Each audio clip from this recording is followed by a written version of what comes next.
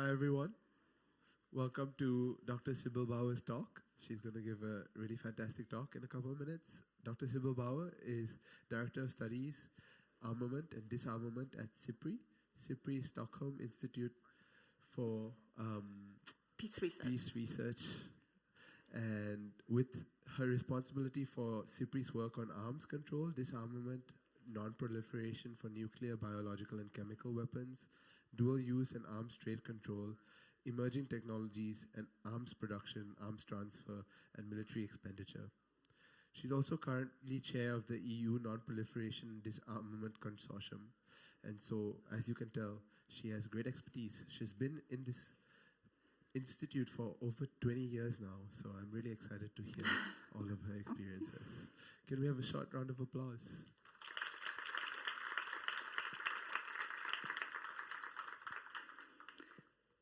Thank you very much for your very kind introduction, and thank you all for joining this talk in spite of the beautiful weather. This is the first warm day in Stockholm. So if you had come here 2 weeks ago, we had a major snowstorm, so you're very lucky.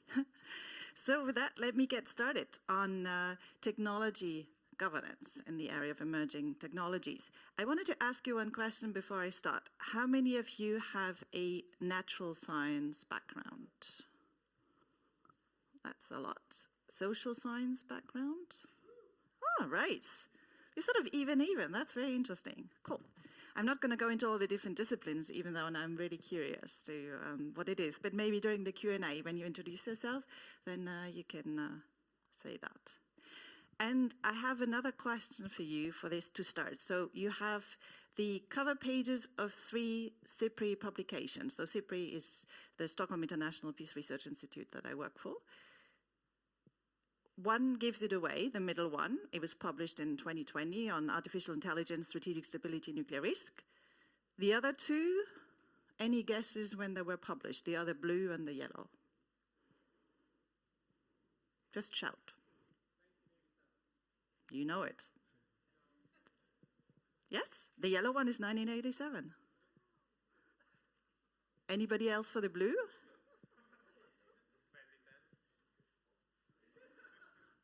It was just a few years ago, yes. So that one is from 2 years ago, so that's really recent. So why, I'm really curious now, why did you say 1987?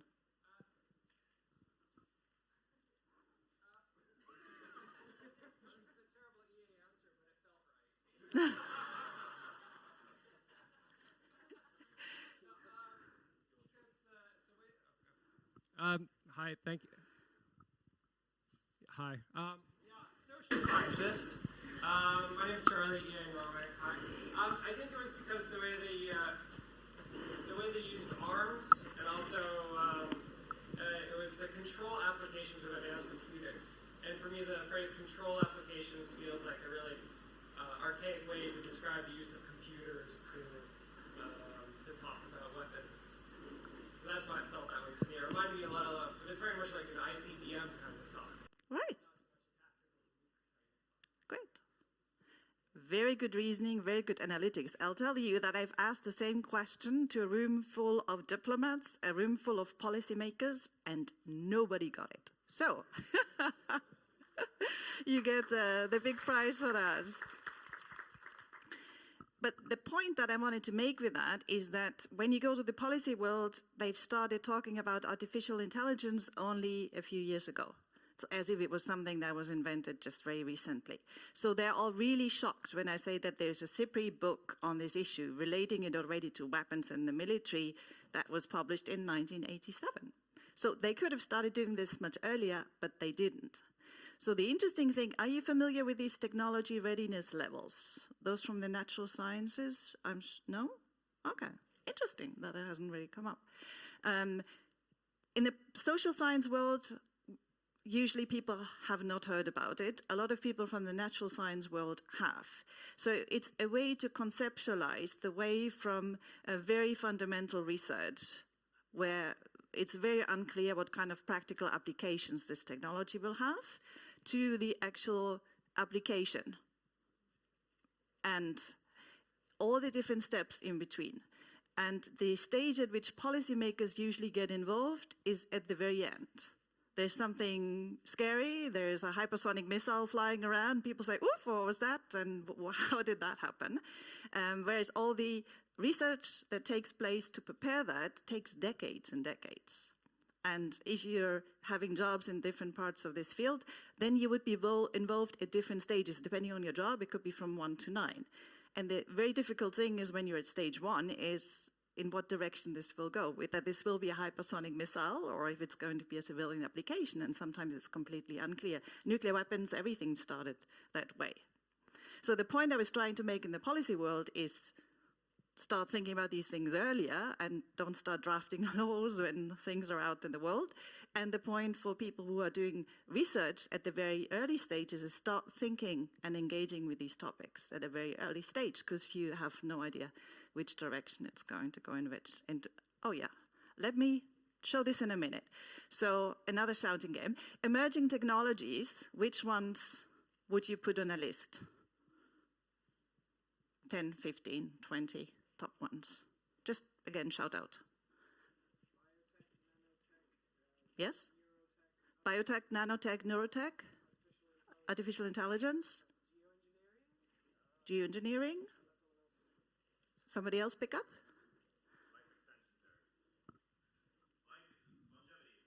Okay, right. Yes. Yes. Uh-huh. Others? Anything else? Yes? No more? Well, the list that I'll show you is the one that the US government has come up with in 2018, when they tried to make a list of technologies that they want to pay particular attention to because they think that will have a transformative impact, and in particular here in the field of military applications and arms. So many that you mentioned were actually in this, but there are a bunch of others that you hadn't mentioned, including advanced surveillance technologies, brain-computer interface, many others that are extremely relevant.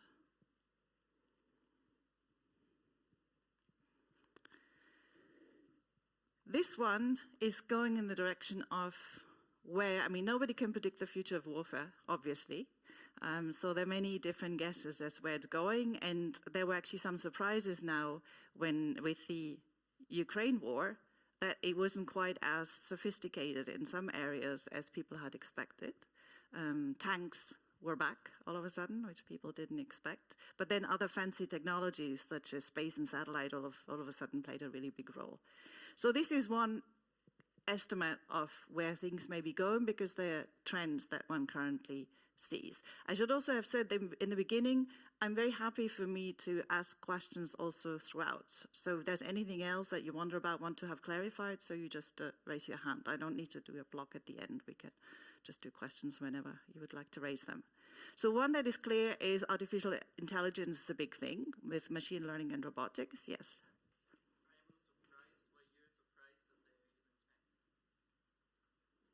I'm not surprised. Many people were. At SIPRI, we have a big database of arms transfers.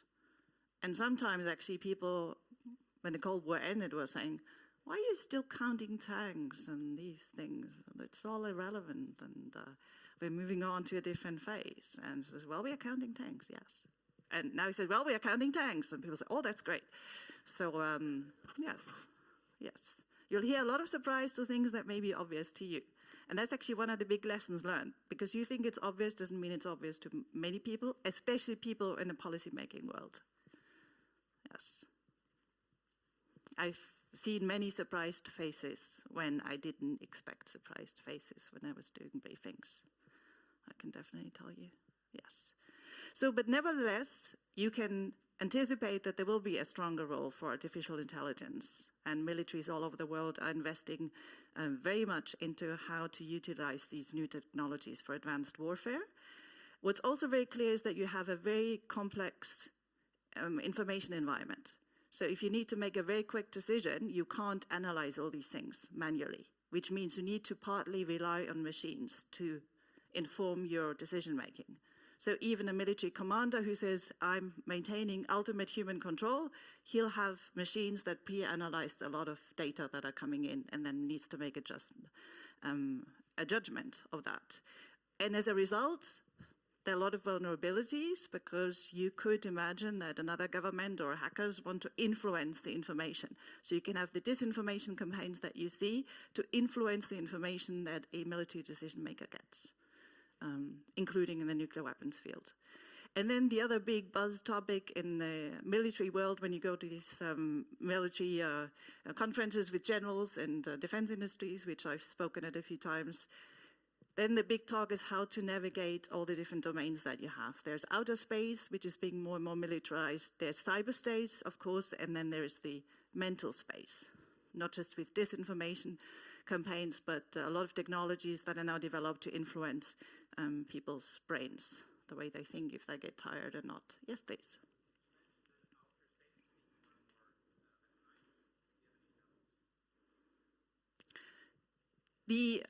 Well, there are different examples that you can see. I mean, one is that if you look at the way armies around the world and military forces are set up, there are many, including the US, where you have a whole space force now, where huge amounts of money are being invested in terms of technology, in terms of human capacity. So if you look at, when I read defense news, for example, there are more and more headlines popping up saying this country is setting up a space unit, this country. And then you have a lot of space assets that may be civilian, like satellites, that are directing what's happening in the military sphere. But as such, militarization of outer space has been a topic at the UN since, I don't know, probably the 50s or something. So it's something that countries have tried to limit, but right now it's so blurred also between the civilian military spheres that it's getting very difficult. You can't fight a war anymore without access to space in some way. Yeah. And the last one is an interesting one from the conceptual way, because when people talked about warfare in the past, it was very much about, is it offensive or defensive? That's really difficult. Is it conventional nuclear? Is it war or peace, civil and military, internal, external? That's all being blurred. So people like to talk in terms of black and white, but the reality is a lot of different shades of gray, basically. And that's very complex, and that's very difficult to capture also conceptually. So the talk is still very binary, also in that world. And this one, I think a lot of things there will not be new for you at all. When you look at how technology is advancing and moving, everybody talks about the speed of tech developments, and then there's a lot of talk also about the tech diffusion. It used to be that just a few fancy, advanced, rich countries have access to advanced technologies. Now that's more and more democratized, which is also a good thing. And then it used to be that also a lot of the fancy technologies were developed in the military or state-controlled, and that's also changing. So it can be bright people like you who are developing a fancy new technology that has big relevance. So it's no longer government-controlled, which worries a lot of governments, obviously. So when you look at where the cutting edge of technology is, it's very much private sector and academia. It's not the advanced military forces in many countries. And one of my pet topics is always interconnectivity, and I'm sure that's something that you've also come across, that people often study one technology area in depth. They know nuclear, they know bio, or maybe a subdiscipline. They know one area, but those disciplines don't connect, and those experts don't actually meet. But one of my theories is that the scariest and biggest risks could arise from putting two technologies together. So this is one example. You take artificial intelligence, I mean, just using that very general term in the middle, and then you connect it and see what happens whether you combine it with nuclear, with conventional, with quantum, with bio, and with the neurosciences. So on the bio one, this is a publication that I was involved in with some of my colleagues, and I was actually very proud of the title that I invented, Bio plus X, because that sort of captures, and you can actually play around with that for any technology, where you combine it with AI, with cyber, with something else, and see what comes out of it. And for example, because of the digitization and gene sequencing, a lot of those things that are possible now, what the scary scenarios that you can invent for cyber hacking, you can also apply to the biofield, for example. And there are a lot of other areas that we can go into in more detail. And feel free, I mean, you can just download it as a PDF, those publications. They're all publicly available. Then if you take as an example AI and nuclear risk. I already talked about the information for military decision makers being possibly manipulated. By the way, does everybody here know this story of the almost blow up of the world in 1988? Yes, exactly. So there was a very human decision, because the information that came was that there is a massive attack, but then it was just a malfunctioning of a technology. So he took that decision, oh, they probably got it wrong, the machines. But you never know what the military decision maker would actually decide in the end. And there are people often, I mean, there's some agreement among those countries that have nuclear weapons that probably nobody wants a fully automatic nuclear weapon, but there are different degrees of automation already currently in offensive and in defensive systems. There's always the risk of cyber hacking nuclear command and control. Sorry.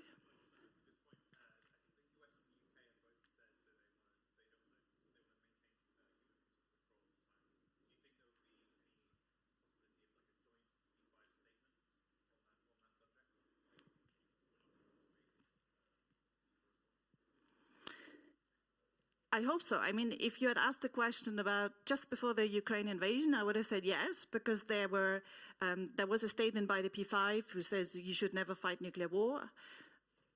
Now the relations are a bit difficult, so actually having any negotiations on joint statements will be very complicated, but maybe in a few years, because I think that is the consensus bottom line. Nobody wants that. Everybody wants to still have, and it would be great to put that out very clearly.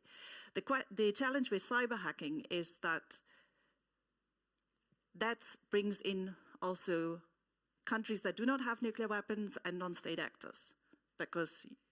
And when you talk to nuclear weapon states, they will all tell you that the systems are very safe, nobody can hack into them. But anybody who has been involved in this field will probably say, or as I rather believe, that no system is completely unhackable because something can always go wrong. So that's one of the scenarios. And then you also have the usual nuclear risks, which I'm sure that you've all heard a lot about. Not just that you never know if a conventional or a nuclear warhead has been placed, so there's some ambiguity, but you have the risk of accidents, of which there have been many in the past decades, of escalation that people are not planning to have. And now with the most recent announcement by the Russian president in the last year or two, we also have a lot more fears about deliberate use of nuclear weapons. Oh yeah, this is the one where I use the black button. So, I'm sure you all know a bit about nuclear weapons. Do you know how many countries have them currently? Nope, a few more? 9, exactly, it's 9. So, which are the countries that have most? Yeah, Russia a few more, but US almost on par. How many about? 8,000 versus 7,000? It's more around the 5,000 now, but they've been declining over time, so depending on what year you have. And then the next ones are who? France, UK, China. So how many do you think they all have in terms of warheads? Not talking about payloads, just warheads. That's very good, yeah. So around 300 more or less for China, also UK and France. I mean, I'll show the precise figures. With China, they're actually arming now. So they'll have, maybe they already have 500, nobody knows that because it's very secret, but they're building lots of nuclear weapons at the moment to increase their arsenal because they have a much lower one than the other countries. And then who are the remaining ones? Israel and North Korea. Yes. Yes. So Pakistan, India, any guesses on numbers? Yes, you know all the figures. You've studied as well, right? And then Israel and DPRK, North Korea? Around 90 is our estimate. Israel, of course, officially does not have nuclear weapons, or they won't comment. So there's no public statement you will ever find. So these are our expert estimates on how many they will have based on their capacities and their materials. And then DPRK, there are different estimates on how many they may have now. One estimate that we have is that they have 20 ready to go, and maybe 40, 50, 60 where they could put them together. Yes, so here you have, so the good news when you look at this slide is that things are going down and down and down. So the overall arsenals, because at the height of the Cold War, you had around 70,000 all over the world. So there's been a lot of dismantling. But the bad news is that all 9 nuclear weapon states are currently modernizing their arsenals, delivery systems. So a lot of money is being spent on modernization. And this is just another way to show the numbers and how they relate to each other. I have uploaded the slides on Google Drive. I don't know if that means that all of you have access, but I'm happy for you to also have them. So one reason also why I put this up is to combine it with the issue of nuclear risk.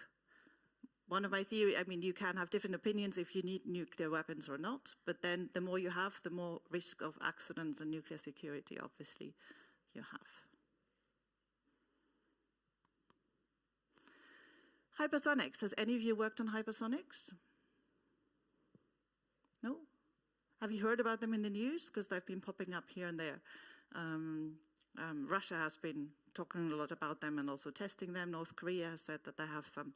And this is one of the issues where there are different expert assessments. So there's currently no arms control instrument globally for missiles whatsoever. Not even for regular missiles. And they're particularly tricky because they are very difficult to detect. So, you know, if hypersonic missiles coming your way, then it's very difficult to use the usual systems for your defense. So there's a lot of concern how to regulate that, and also about the time window. But there are also experts who say this is all a big hype, and hypersonics aren't all that different from other missiles, and it's something that once it's in the policy world, everybody talk about hypersonics, but the experts may actually say something different. And I think that's also a very interesting issue, and one reason for the need for tech people to go into the policy world. And that's actually one of the pitches that I would make. There are very few people who know the tech side who are either willing to talk to policymakers or are able to explain things in a way that a policymaker would understand. So somebody can actually connect between those worlds. I've seen very, very few. So if any of you are willing to make your tech expertise available for that, I can only tell you it's definitely hugely needed. There are many international fora at the national level, at the EU level, and at the global level where you're looking for experts to do that and you don't find them. So this is one example for that. And then quantum, are any of you quantum experts? Any of you have studied quantum? Yeah, right. Okay, one quantum person here. I love these quotes which I've put up there, and it's very reassuring for me because I'm not a quantum expert. So even those who are will say that it's very difficult to understand quantum. So like this one where if you think you understand quantum mechanics, you don't understand quantum mechanics. So it is a very complex field, even for the tech experts. And it's a very interesting one. So this is a slide that I found quantum experts use, and I find it very useful because it shows that there are a huge range of different quantum technologies, and they have huge capacities for warfare. I spend a lot of time, as you figured out by now, in the policy world, talking to people in national governments, in the EU, in the UN, and so on and so forth, and quantum is hardly ever mentioned. So it's a bit like what I showed you about artificial intelligence in 1987. All of a sudden it pops up and everybody talks about it and gets worried. Quantum, in the tech world, people know it's a big thing, it's a big field, but it has not really entered the policy space. So all the arms control conferences I attend, there's never one on quantum, never. But when you look at this slide, you can see that actually it will change many things. It's about breaking encryption, about submarines, about radars, about this unprecedented speed of computing that will change things. So everybody knows when you look at this that there will be changes for the future of warfare and that you need to think through these issues, but it doesn't quite happen. So another pitch for quantum experts to advise policymakers and go into that space. So these are a few bullets that I put together. I once, for one of our conferences, interviewed a quantum expert, and that was really interesting. So these were some of the conclusions that, for example, because people just talk about quantum and they don't realize that there are many different subfields for that. And it will actually also have a lot of positive impact. That's something maybe I should have said from the outset. I'm talking a lot about risks of technologies, but we actually need a lot of these technologies for positive uses and the future of humanity.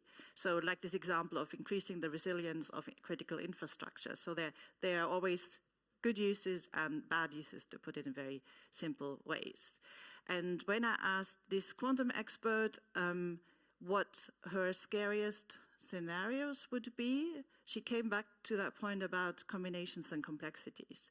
If you combine quantum with biotech, with machine learning and neuroscience, that's where you get to do. So you need bio experts to talk to quantum experts and try to figure out what may happen if you put those fields together.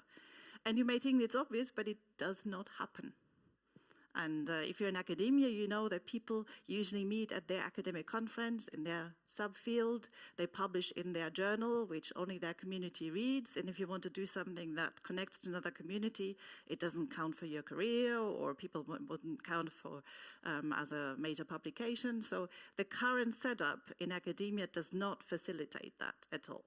So if anybody can try to change that or will change that, that will definitely have a huge impact. So that's another pitch I would make to you. If you can break through those silos or encourage that, it's something that is not happening at the moment. Everybody talks about it, but I haven't seen really people make it change. And this one I find a really, really fascinating one. Human mind as the battlefield. And I've talked about it before in terms of outer space, cyberspace, mental space, as part of the domains of warfare that we have now. And this is something where a lot of it is happening in secret, and a lot of militaries won't tell you where their technology is heading and what they're investing in. But it's very clear when you talk to some of the experts who are also working in the military sphere that there is a lot of research going on, trying to sort of take people out of people's brains, take information out of people's brains and put information into people's brains. It's basically manipulation that could happen that way. It's also about getting information about whether people are tired. It's trying to influence the way they think. It's about microwaving people's brains.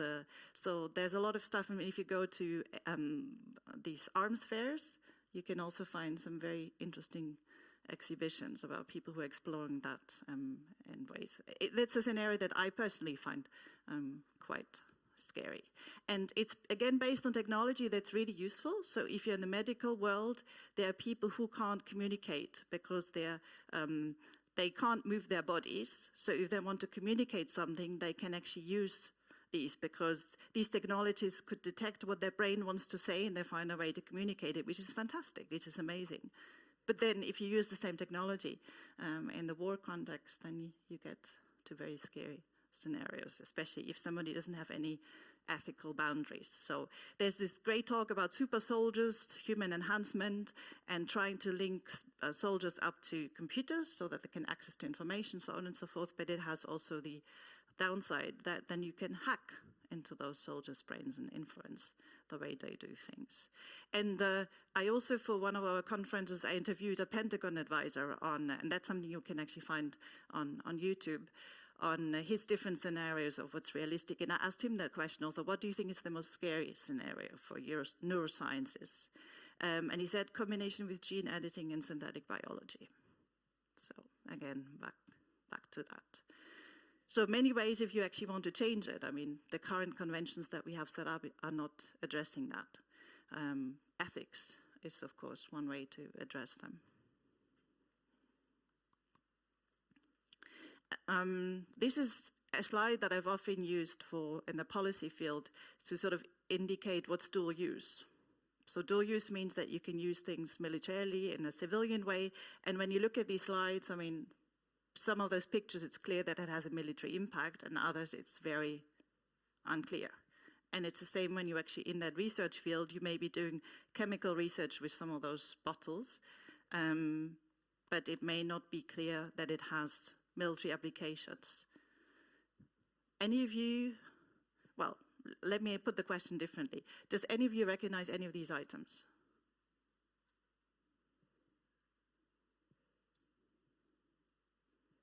Nope. It could have been 3D, but that I don't know. I don't think they were done that way. I think it's very traditional technology. No?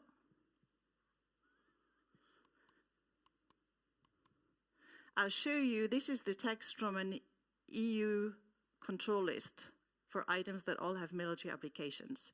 Only those who actually probably are from the nuclear field will fully understand that text. I won't claim to fully understand the text, but the bottom line is that each of these 3 items have applications with relation to nuclear weapons.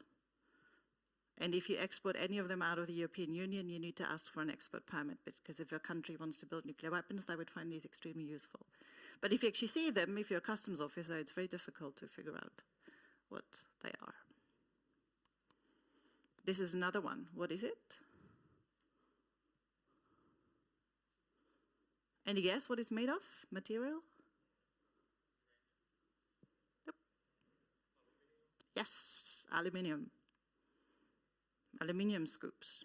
So there are cases where somebody has been sent to prison for a number of years for trying to export these to a country that was trying to produce nuclear weapons.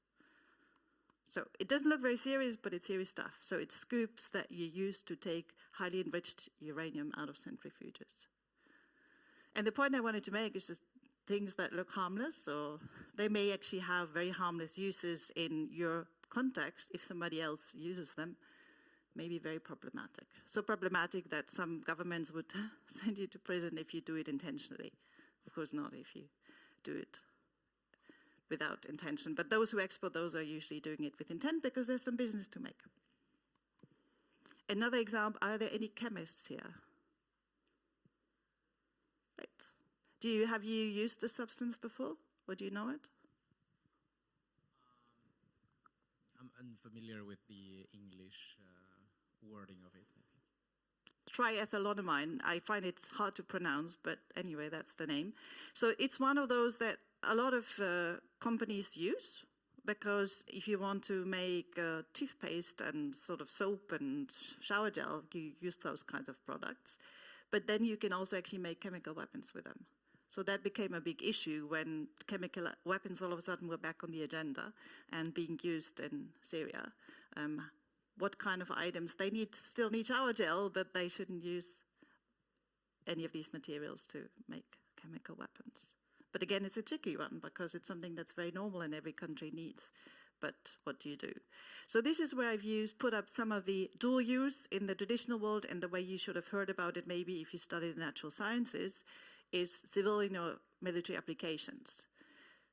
But then what people have realized, but they haven't actually changed their language yet, is that there are uses that are not civilian and military, but they may still be problematic. So if the law enforcement authorities use Skype, just going back to an old traditional thing, to record transcripts for opposition activists and then arrest them, torture them based on that technology, or any of the surveillance stuff, then that's the concern is not about military uses, it's about human rights abuses. And the EU actually has taken a lot of steps to regulate these technologies now, which other regions haven't, because there's a concern about potential human rights abuses with technologies for surveillance that are developed in the EU. So that's a big, big issue if any of you is working in that field currently. Has anybody here followed that discussion a bit, the cyber surveillance stuff? Yeah.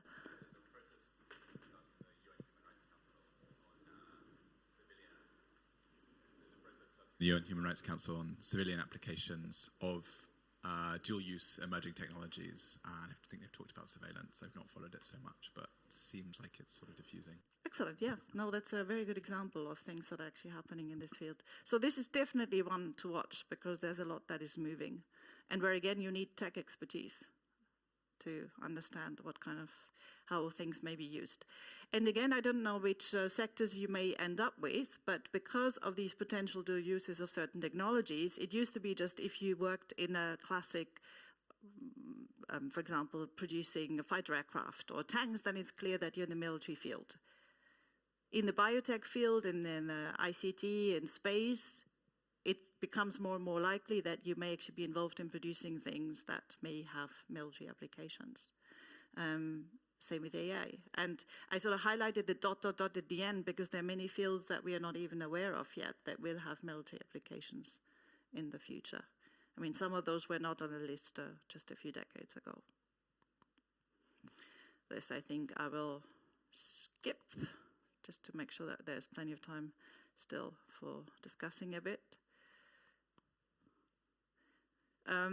This is an issue that I think you may have come across if you're working in a university field. So I've said before that you can be at these technology readiness levels between 1 and 9.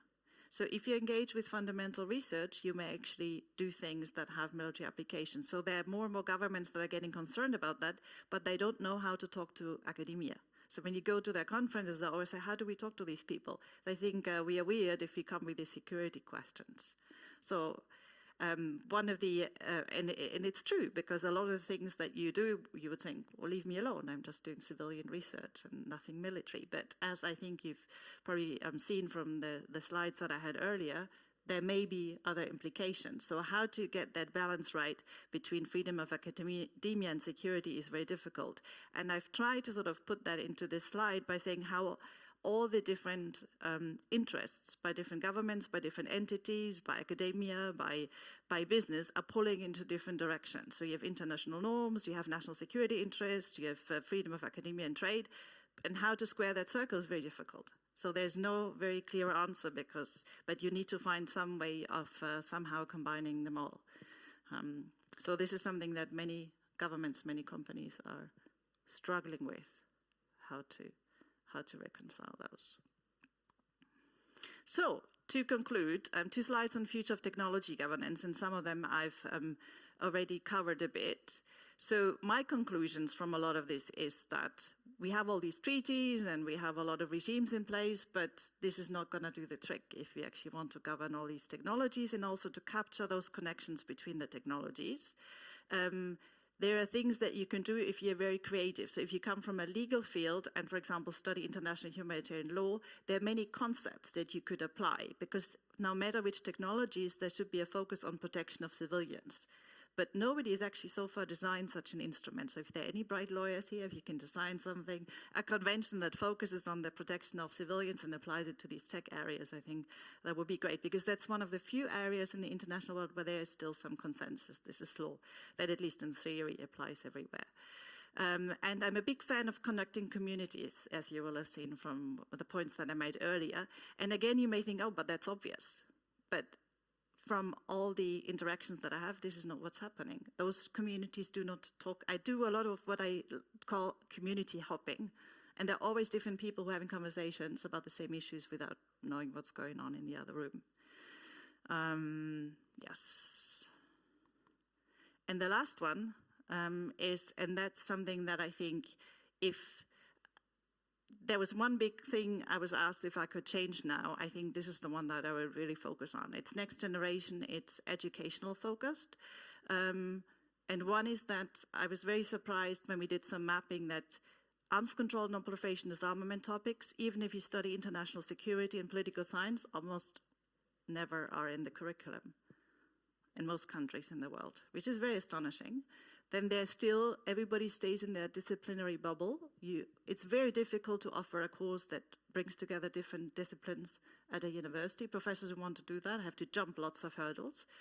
And then what I found probably the most surprising, I've been asking in many countries around the world, having courses on, I mean, how many of you had research ethics and security courses when you did natural science studies? That's very good. There are very few places where that is mandatory.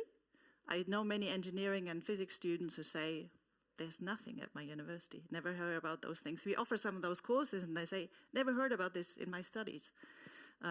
So this is something that I think would change a lot if you actually engage people in a positive way and talk about research ethics, about responsibility for the society, about responsible research and innovation. That's one of those big buzzwords. And making that part of the curriculum, I think a lot would change, but currently that is not what is happening. And I've sometimes asked professors or students why they think it's not, and people say either the curriculum is too full or, oh, that's not so important. So that still seems to be a major problem, not just in Europe, but internationally.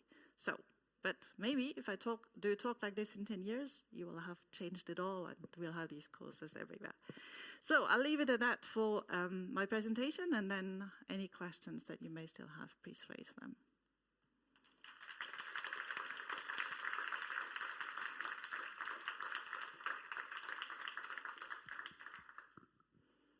So if you have any questions, please raise your hand and I'll come to you with the mic. So, thank you so much for that. So my impression is that over the last kind of 3 decades or so, a lot of the buzz and a lot of the kind of interest in arms control has been more like small scale humanitarian, so like landmines, cluster munitions, small arms trade. But then in the last few years, there's been a bit more, there's kind of been a resurgence of interest in the kind of classic nuclear security focused, like, you know, great power kind of focused bio, you know, things that were very much more common in the kind of 70s and 80s. Do you kind of share that kind of assessment of how, of like fashions in arms control, or yeah, just be kind of interested in your general sense of how things have gone over the last couple of decades since the end of the Cold War?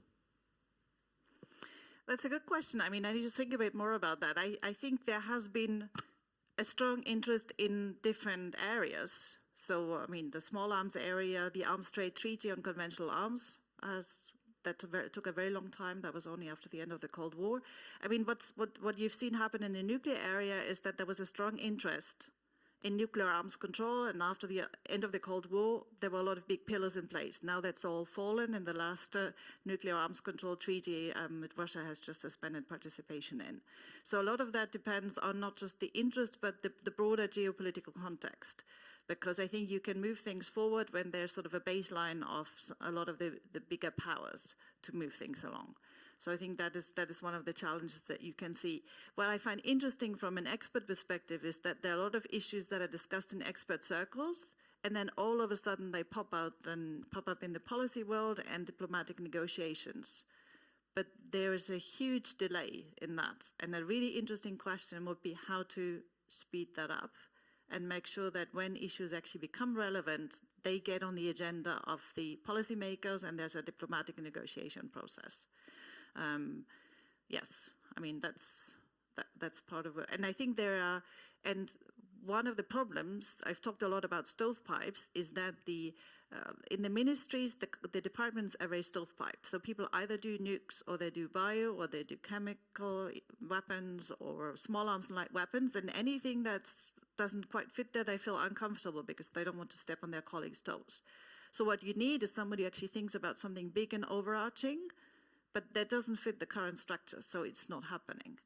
And I think that's one of the big problems. At the UN in Geneva, you have a lot of negotiations now on what's called laws, so lethal autonomous weapon systems, but it's taken place in a setting that's limited to conventional weapons. So it would be really important to connect that knowledge to nuclear weapons. But everybody says, oh, nuclear weapons, those are my colleagues. That's another convention. We can't talk about that. That's against the rules.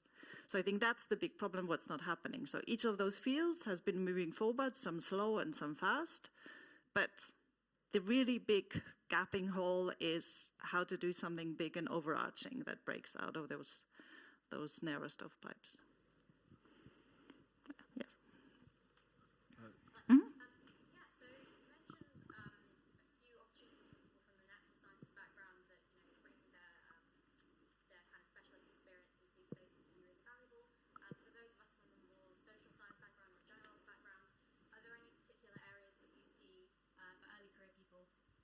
It would be useful for people to kind of start at going into, yeah, I guess you're talking a lot about changing the structure of how these things work, not just kind of going in as another policy generalist and kind of trying to just like contribute, but it's more like change how these issues are being looked at with the kind of combination of different technologies.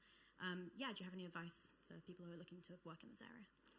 My advice would be to be innovative and to, if you think something is a good idea, really pursue it, because often other people will not have thought of it. And if you actually really believe that that's an important issue, it probably is.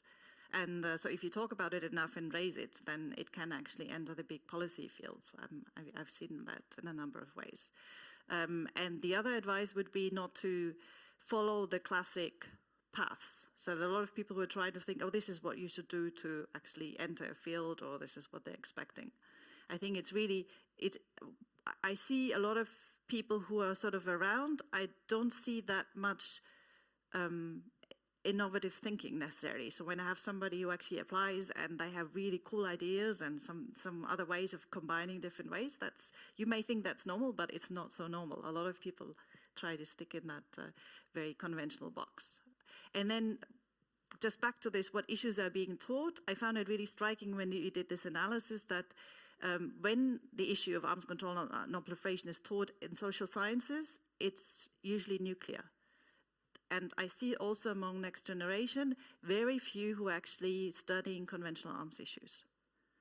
So there, I mean, when we have, and especially women actually, so this is actually still a field that is extremely male-dominated, and when we get applications, especially for senior position, sometimes the whole pool is male applicants. So this is definitely also a field to go into. But in general, yes, people who are open-minded and have great ideas we desperately need, because there's just so much conventional thinking. Yes. I'm from the social sciences myself, I should say. My PhD is in political science, so this was my path. So we have time for maybe a couple of quick questions. Yes, please. I have a question for you regarding lessons from successful arms control treaties or regimes.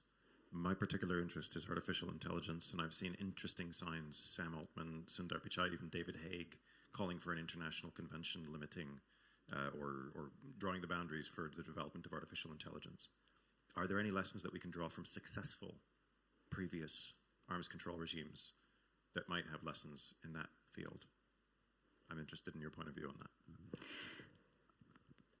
It's a very good question on which I think I need to think about it more to give you a good answer. But I think one of the things I would think about is that in the norms that have been holding, like the biological weapons convention and the chemical weapons convention, and to some extent also the nuclear non-proliferation treaty, is where diplomats have worked hard to carve out a consensus. And so there are international norms that have been established that are very difficult to challenge. And it takes very hard-working, well-advised diplomats to actually to come up with a space where you move things forward in that direction. The concerns that I see now, I mean, on artificial intelligence is difficult anyway, because it's such a diffuse technology that it's very difficult, and people just want to develop it and apply it before they're actually constrained by it. But I think what I see happening now when you look at geopolitics is that people don't actually even talk to each other. If you want to create consensus on these very complicated areas, you need to create this community of bright, young, innovative people who go into diplomacy and try to work with people from very different cultures and backgrounds in moving things forward. And this is what I think has happened in a lot of these conventions. But having that really engaged, bright force who believes in dialogue and talking to people is something that... So investing in young diplomats and training young diplomats and connecting them at young people's events so that they can actually form those ties and move forward in the negotiations, that would be a cool thing, because that's also not happening. Thank you. One last question here. Yes. So this is related to the disarmament and argument I heard from like a military historian, and they were arguing that so disarmament and like norms around not using, well, let's say even like norms about warfare, like not using weapons of civilians. They mostly advance when they benefit, like the great powers who are pushing for those like disarmament treaties or like for non-proliferation. That like it's all very like realpolitik based. What do you think of this line of thought? Well, it's one analysis. Of course, it's much easier to get things done when you have all the big powers of around one table. But then when you have the Arms Trade Treaty, which does have a real impact, you have a lot of big countries like the US and Russia that are not members, but you still have norms that are being established moving forward. You have the treaty on prohibition of nuclear weapons, which was, of course, none of the nuclear weapon states are involved, but they're still moving forward and trying to set norms. So I think just dismissing small countries is not the tack that I would take. But still, there are people who say, of course, arms control takes that people see some interest in this. So part of the job of negotiators is to identify how you can create some perception of some joint interest, like on this all nuclear weapon states say hacking into nuclear command and control, probably not such a good idea. Fully autonomous nuclear weapons, not a good idea. Let's try to build from that consensus and build out from it. So I think, I mean, for me, it's a combination from both. But definitely, I think small, skilled diplomats from small countries have played very important roles in many negotiations. So it's not just the big powers, in my view. Thank you very much. I think this leads us to the end of the talk, and we all have another short round of applause for this great talk. Thank you.